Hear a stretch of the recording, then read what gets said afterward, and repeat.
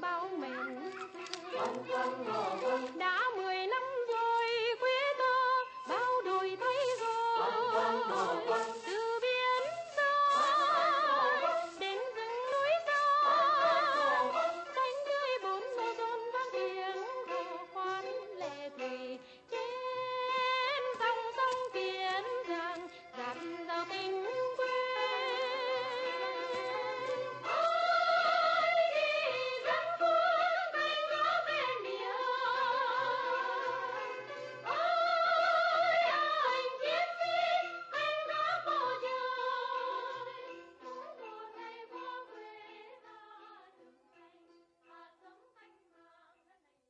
When the Second World War was over, we were the one great power in the world. The Soviets had a substantial military machine, but they could not touch us in power. We had this enormous force that had been built up. We had the greatest fleet in the world. We'd come through the war economically sound. And I think that in addition to feeling a sense of responsibility, we also began to feel the sense of a world power that possibly we could control the future of the world. Dressed up to win, we're dressed up to win, dressed up for victory. We are just beginning and we won't stop waiting till the world is free. This time we will all make certain that this time is the last time. This time we will not say curtain till we bring it down in their own hometown. For this time we are out to finish the job we started then. Clean it up for all time this time, so we won't have to do it again. Our vision of progress is not limited to our own countries. We extend it to all the peoples of the world.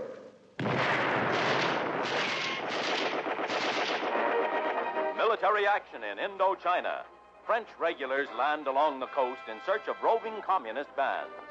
For France, it represents a tremendous sacrifice of manpower and financial resources. Without American help, the burden would be too great.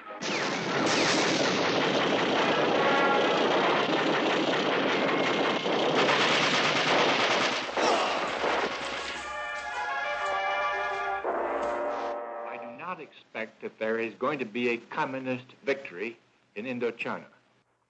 Nous étions au Quai d'Orsay et Foster Dulles se rendait à Genève où j'allais le rejoindre 2 jours après. Et il me prit à part dans l'embrasure d'une fenêtre du salon du Quai d'Orsay et il me dit « Et si nous vous donnions 2 bombes atomiques ?» Je suis le seul témoin, nous étions 2. I affirm, the Senator, Secretary Dallas offered me 2 atomic bombs. 2, neither 1, neither 3, 2. If Indochina goes, several things happen right away. The Kra Peninsula, the last little bit of end hanging on down there, would be scarcely defensible. The tin and the tungsten that we so greatly value from that area would cease coming. We don't see the end of the tunnel, but I must say I don't think it's darker than it was a year ago, in some ways lighter. Yes. So we must be ready to fight in Vietnam, but the ultimate victory will depend upon the hearts and the minds of the people who actually live out there. Throughout the war in Vietnam, the United States has exercised a degree of restraint unprecedented in the annals of war.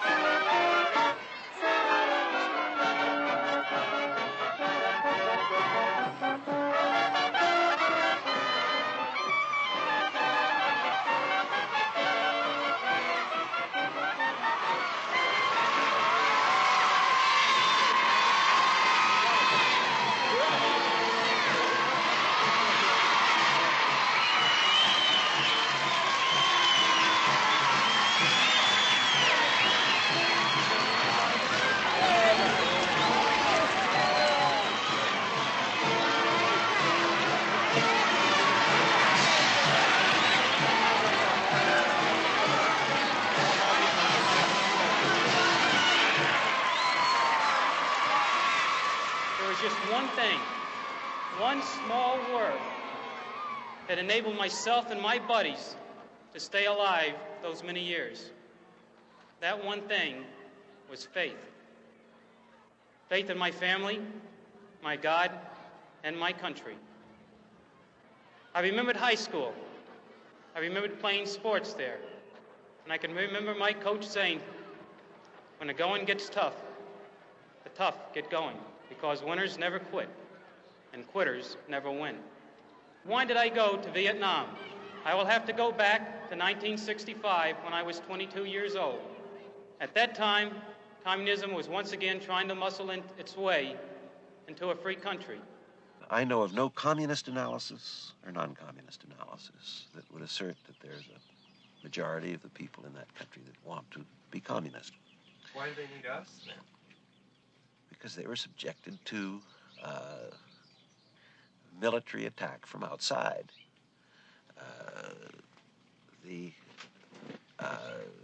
Are you really asking me this goddamn silly question?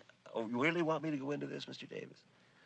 I mean, you know, we really got to go back to fundamental. You want me to just go back to the origins of this thing, then? All right, I'll do it. But this is pretty pedestrian stuff, I must say, at this late stage of the game. Honestly, it is. Well, I'll do it. All right. There's a lot of disagreement about. No, there's not. About the origins. No, there's not. There's no doubt. All right. Well, now I'll answer your question. You can throw away that tape. But I didn't really expect to have to go back to this kind of sophomoric stuff. But I'll do it.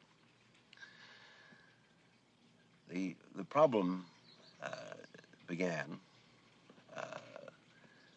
in its present phase after the Sputnik, the launching of Sputnik in 1957, October. This opened a phase of not well coordinated, but universally optimistic and hopeful communist enterprise in many parts of the world. Renewed hostile actions against United States ships on the high seas and the Gulf of Tonkin have today required me to order the military forces of the United States to take action in reply.